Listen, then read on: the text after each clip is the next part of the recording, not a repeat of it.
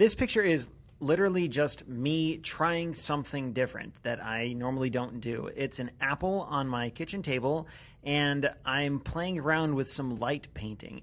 The background here is a couple weeks before I took this picture, we had some visitors over, and I was up early in the morning. I wanted to get up before the kids to make sure that when they got up, I could tend to them and try and let our visitors sleep. So I had finished with breakfast, and it was really dark. It was like, I don't know, 5:30, 6 in the morning.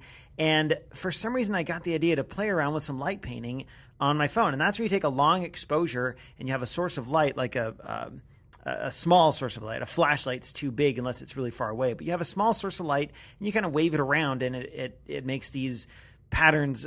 Wherever you waved it, it leaves a trail on your camera, on your camera sensor. So you can get these long exposures where you essentially paint with light. And I was thinking, how can I do that here in my kitchen? And I went over to the fridge and I found an apple, and I thought, well, this would be kind of cool to play with. I put it on the table. I put my camera on the table, focused everything, and then I used the light on my iPhone. So if you have an iPhone or really any phone, you can use the camera flash and have it stay on, and it kind of turns into a really tiny little flashlight. So I took a long exposure of this apple, and I'm waving my phone around and making these little light designs. And it was all right. It was pretty cool. But the light output from my camera, the light on my camera was way too much. A couple weeks later, I found myself in a similar situation, and I was up before the kids. It was really dark, and I thought, that light painting thing, I want to try it one more time. But how can I do it so that it's not so bright? And what you're looking at here is the result of that. This is not like, this is more about process than product. I don't think the end result is that great from an artistic standpoint, but it's an example of or it's an illustration of what I did that day to create this photo. So it's sort of like the example of the process I went through. So I set my D750 on the table, pointed it towards this apple, focused with the lights turned on, like with the kitchen lights turned on, and then turned the lights off so it's nearly dark. And it's almost impossible for any camera to focus when it's so dark.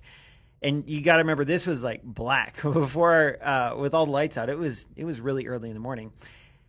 But my camera's already focused. So then I just had to take the picture, and I set it to, I think, 10 seconds and click the shutter.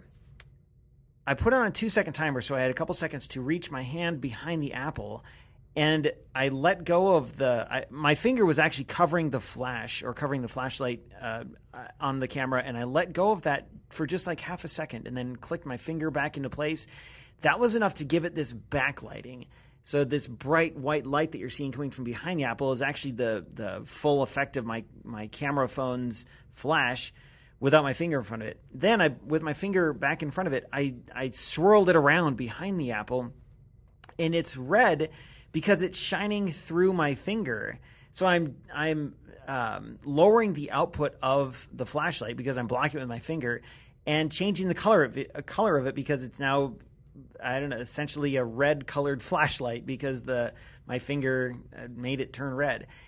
And I tried a couple different variations on that, and this was my favorite picture. I added a little touch at the end. There's that little spot of light right near the top of the apple, and that's because I held, at the very last thing I did after I did the first few steps I described, I held my phone up high and again took my finger off of the flash, or off of the light, and then put it back. And that caused enough of a light to shine on the apple to give it that little shiny gleam right up on top there, kind of like a camera flash, except on a phone. So this is the result of a really simple, really inexpensive light painting setup. The thing I don't like about it, well, there's a couple things I don't like, but one of that really comes to mind is that smudge, that kind of yellowish smudge behind the apple. That's my hand. And there's no way I could get rid of that if I wanted to do that little bit at the beginning to create that backlight behind the apple. It ended up showing enough light that my hand was exposed, and I tried a lot of different things to get rid of that. In the end, I'm hoping it just comes across as like, I don't know, looks like it's smoking or something. I hope it looks like an effect. It wasn't intentional. I tried to avoid it, but there's nothing I could do. So it gives me something to try again next time. Maybe I'll put some black gloves on my hand or something. That might work. and cut the tip off one of the index finger. So, that could work. Anyway, try this. If you're curious about doing this, try it. You just need a camera, something to take a picture of, or not, and your phone, and see what you can come up with.